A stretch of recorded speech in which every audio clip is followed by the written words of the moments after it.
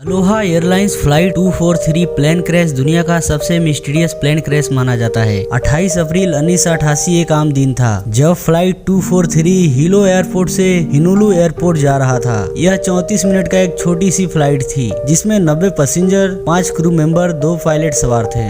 दोपहर 1:25 पर यह जहाज ने टेक ऑफ किया। टेक ऑफ के बाद सब कुछ नॉर्मल चल रहा था और पैसेंजर्स भी यह छोटे से 34 मिनट के ट्रेवल्स को एंजॉय कर रहे थे। लेकिन इसी दौरान प्लेन के बाहरी बॉडी में कुछ ऐसा हो रहा था जो कि यह हिस्ट्री का सबसे खतरनाक प्लेन क्रैश बनाने वाला था। जैसे ही जहाज 24,000 फीट पे पहुंचा तो अचानक एक जोरदार धमाके के साथ जहाज के छत का एक बड़ा सा हिस्सा फटकर हवा में उड़ गया, जिसके बाद जहाज में हलचल मच गई और तेज हवाएं अंदर आ घुसी। यह एक बहुत ही खौफनाक मंजर था जो 2400 फीट की ऊंचाई पर नीला आसमान दिखाई दे रहा था। हवा के तेज प्रेशर की वजह से पैसेंजर सीटों के साथ चिपक गए थे और जो खड़े थे वह सर के बल से छत से जा टकराए। लेकिन सबसे खतरनाक नजारा पैसेंजर्स ने तब देखा जब हवा के तेज प्रेशर ने एक एयर होस्टेज को अपने साथ उड़ा ले गया और वो हवा में गायब हो गई। जहाज पूरी तरह से बेकाबू हो गया था, लेकिन पायलट रॉबर्ट ने इस मुश्किल चैलेंज के सामने हार नहीं मानी। उन्होंने फौरन करीबी मेडे से कांटेक्ट किया और जहाज को जल्द से जल्द अपनी मंजिल तक पहुंचाने की कोशिश की, क्योंकि अगर जहाज ज्यादा देर हवा में रहता तो जहाज के 2 टुकड़े भी हो सकते थे। फ्लाइट में बैठे पैसेंजर्स यह कभी नहीं सोचा था कि जिंदा बच पाएंगे, लेकिन कैप्टन रॉबर्ट ने आहिस्ते आहिस्ते प्लेन को नीचे किया, रनवे तक किया। यह एक मुश्किल भरा लैंडिंग था। जैसे ही पायलट को होनोलुलु एयरपोर्ट पर लैंडिंग करने का परमिशन मिला तो पायलट ने अपने काबिलियत से आखिरकार जहाज को रनवे पे लैंड कर दिया और रेस्क्यू टीम ने सभी पैसेंजर्स को तेजी से बाहर निकाला, जिसमें कई पैसेंजर्स घायल हुए थे। प्लेन में बैठे 90 लोगों में से 89 लोग जिंदा बच गए। एक एयर होस्टेस की जान चली गई। इस हादसे के बाद रिसर्च टीम ने जांच शुरू किया तो पता चला कि जहाज के मेटल काफी पुराना हो चुका था, जिस कारण प्लेन पर काफी सारे छोटे छोटे दरार आ गई थी। इसलिए हवा का प्रेशर ना बर्दाश्त करते हुए